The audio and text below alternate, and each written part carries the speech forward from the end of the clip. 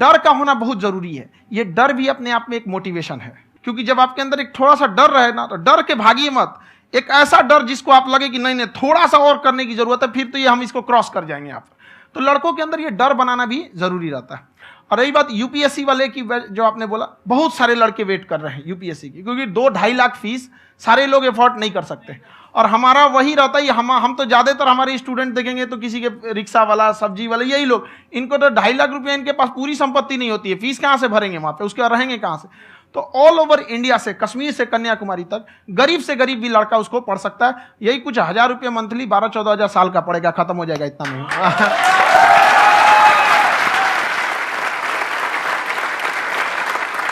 ये जो डंडे वाली बात इन्होंने कही, ये सच है? मतलब आप सच में एक डंडा रखते हो? पुलिस का ही है वो।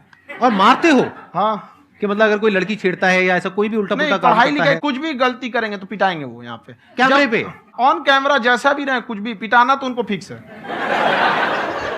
एक तो कोई मतलब विधायक जी थे, उनके लड़का को पीट दिए, तो चला दल बल लेके अपना वहां पे। उसने घर पे नहीं बताया था कि सर ने पीटा है, बस बोल दिया कोचिंग में पीटा है। बाद में पता चला हम पीटे हैं, तो उसके पिताजी मेरे सामने और पीटे।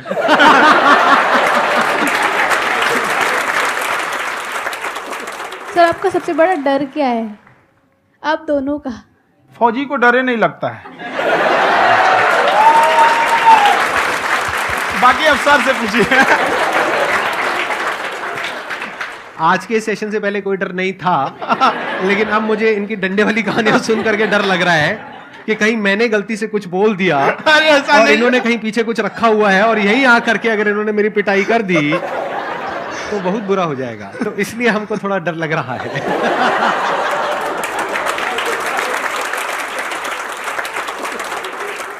आपकी डेली कितने घंटे क्लासेस होती हैं? 6-7 घंटे। अभी भी खुद ही करते हो आप? हाँ, हमारे स्टाफ परेशान रहते हैं। हम 1:30-2 बजे सोते हैं, सुबह 6 बजे उठ जाते हैं, परेशान रहते हैं। यार इतना क्यों करते हो, है ना? कभी तो उनको भी साथ साथ लगना पड़ता है ना? उनको साथ साथ लगना पड़ता है। हम जग गए तो कोई सोया थोड़ी रहेगा, परेशान रहते, दिन में सोते ही नहीं है बेचारा, कहीं कहीं जाके सोते रहता है। तो हम सीट बांध दिए कि भाई तुम इस समय सो जाना, तुम इधर सो जाना। आपकी शादी हो गई या नहीं हुई अभी? मेरी खुशहाली देख के आप आइडिया लगा सकते हैं।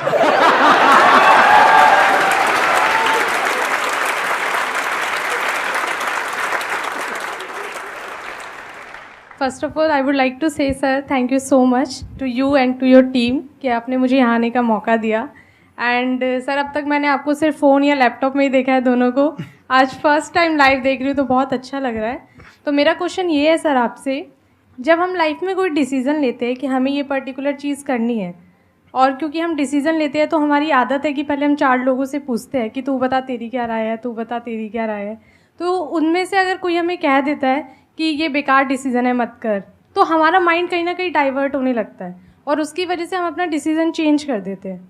तो मेरा क्वेश्चन ये है कि कैसे हम अपने डिसीज़न पे स्टिक रहे, कैसे हम जो दूसरे के ओपिनियन है उनको अफेक्ट ना होने दें अपने ऊपर। दूसरे से सलाह लेने से पहले एक बार खुद उस पर रिसर्च कर लेना चाहिए, ताकि आप सामने वाला क्या सलाह दे रहा है आपको समझ में आना चाहिए। यहाँ पर ऐसा नहीं है कि कई बार ऐसे होते हैं कि दूसरे वाले को एक्सपीरियंस होता है, तो अगर आपको पहले से आइडिया है, उसके बारे में आप बेहतरीन ढंग से रिसर्च किए हैं कि क्या इसमें प्लस पॉइंट है, क्या निगेटिव है, उसके बाद आप किसी से सलाह लेने जाइए। ये नहीं कि मन में ऐसी बता गड़बड़ा जाएगा। तो वहाँ पे पहले आपको R&D करना पड़ता है, समझ में आया कि नहीं? और जिंदगी हो या गाड़ी, जीतेगा वही जो टाइम पे गियर चेंज कर रहा है। तो डिसीजन चेंज करना बहुत ज़्यादा गलत नहीं है। इन्होंने बहुत अच्छी बात कही है और मैं इसी बात में थोड़ा सा और ऐड ऑन करूंगा कि ये जो आपने कहा ना कि अपने डिसीजन पे स्टिक कैसे रहें, ये कोई अच्छी क्वालिटी नहीं है, क्योंकि टाइम टू टाइम आपको अपने डिसीजंस को चेंज करना होता है। जैसे आपने 4 लोगों से डिस्कस किया, कोई इंसान कुछ पॉजिटिव बोल रहा है, कोई नेगेटिव बोल रहा है, उससे फर्क नहीं पड़ना चाहिए। डिपेंड ये करता है कि वो जो बोल रहा है उसका बेसिस क्या है, क्या वो किसी नॉलेज या एक्सपीरियंस के बेस पे बोल रहा है या ऐसे ही कुछ भी बोल रहा है। ऐसे ही बोल रहा है तो फिर उसकी बात पे ध्यान क्यों दे रहे हो। अगर किसी नॉलेज या एक्सपीरियंस के बेस पे बोल रहा है, फिर चाहे वो पॉजिटिव बोल रहा है चाहे नेगेटिव बोल रहा है, दोनों ही मायने रखता है। उसके बाद में रिसर्च करनी है और फिर रिसर्च करने के बाद में फाइनल डिसीजन अपना खुद का होना चाहिए। अब वो डिसीजन उससे अलग भी हो सकता है जो आपने पहले लिया था, और वो सेम भी हो सकता है। सर मेरा क्वेश्चन दोनों से है आपसे, how to deal procrastination and laziness. हमारा ब्रेन है ना, ये बहुत आलसी टाइप का, इसको आराम खोजना पसंद है। अब थोड़ा सा भी अब इसको आराम की ओर लेके चले गए ना तो फिर उधर ही रहेगा। आप सोचेंगे 10 मिनट आराम कर लेते हैं ना, तो 10 मिनट 2 घंटा बना देगा। उसको टॉर्चर कीजिए, चल 10 मिनट बाद में, उसको आप उस पर हावी मत, वो कह रहा है कि हमको आराम चाहिए, आपको हाँ आराम मिलेगा, पहले काम फिर मिलेगा आराम। तो आप उसके हिसाब से मत चल। आपका मन कर रहा है थोड़ा सा देख लेते हैं, कोई नोटिफिकेशन आया, आप कोई काम कर रहे हैं, क्यों पहले काम कर लीजिए, बाद में देखिएगा ना नोटिफिकेशन। आप हावी मत होने दीजिए यहाँ पे। अगर आप 5 मिनट भी थोड़ा सा लूज पड़े ना, थोड़ा सा कमर सीधा कर लेते हैं, 2 घंटा बर्बाद कर दिया आपको। हावी मत होने दीजिएगा उसको अपने ऊपर। प्रोक्रेस्टिनेशन को तोड़ने का एक ही तरीका है, सबसे छोटे लेवल पे ले जा करके उस गोल को तोड़ दो।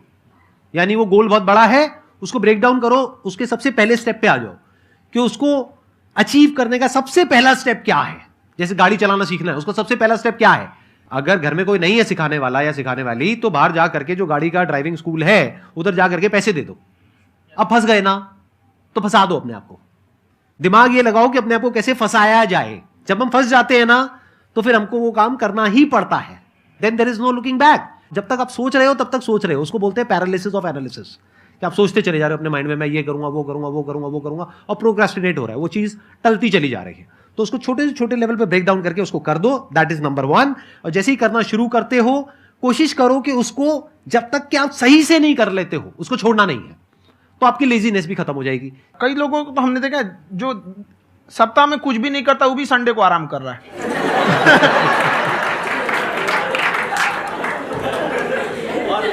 वैसे कहा भी जाता है कि अगर कोई काम आपको करवाना है ना, तो ऐसे किसी इंसान को दो जो बिजी है। हाँ। ऐसे आदमी को मत दो जो खाली है। ये परफेक्ट एग्जाम। किसी को भी आप देखिएगा जिसको आप कहते हैं कि मतलब थोड़ा ठीक ठाक आप समझते हैं कि नहीं ये बहुत आगे निकल, वो एक काम को खत्म करने के बाद कभी आराम नहीं करेगा। एक काम खत्म हुआ, उसको लगेगा हाँ एक खत्म हो गया, अब दूसरा करना चाहिए। और वही जिसको देखिएगा एक खत्म हो गया, अरे आराम करना चाहिए, कभी नहीं, लाइफ में आखिरी सांस तक। सर यहाँ पे सब हिंदी में पूछते हैं, इंग्लिश में पूछते हैं, मैं भोजपुरी में पूछूं? जौन भाषा ठीक लगे तोने में पूछ दो। हाँ सर।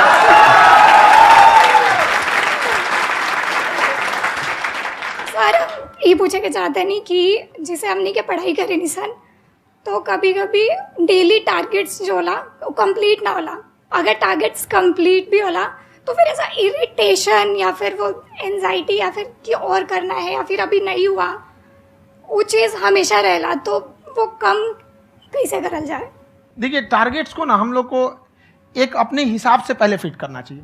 ऐसा नहीं कि दूसरे किसी इंसान को देख के हम टारगेट फिट कर ले। कोई लड़का 8 घंटा पढ़ रहा है, कोई पहली बार अभी पढ़ना ही चालू किया, उसको देख के 8 घंटा पढ़ेगा तो पढ़ाइए छोड़ देगा।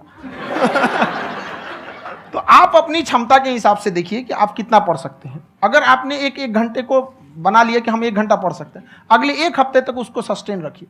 जिम में कैसे करते हैं लोग, पहले दिन उठा लीजिएगा 1 कुंटल तो हार्ट अटैक हो जाएगा। तो वो धीरे धीरे टारगेट सेट कीजिए और अपनी क्षमता को भी देखिए। हर इंसान की क्षमता अलग है।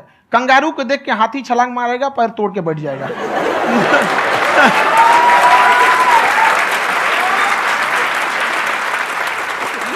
अब संदीप सर का मोटिवेशन देख के इसका मतलब क्या कि ट्रेन क्या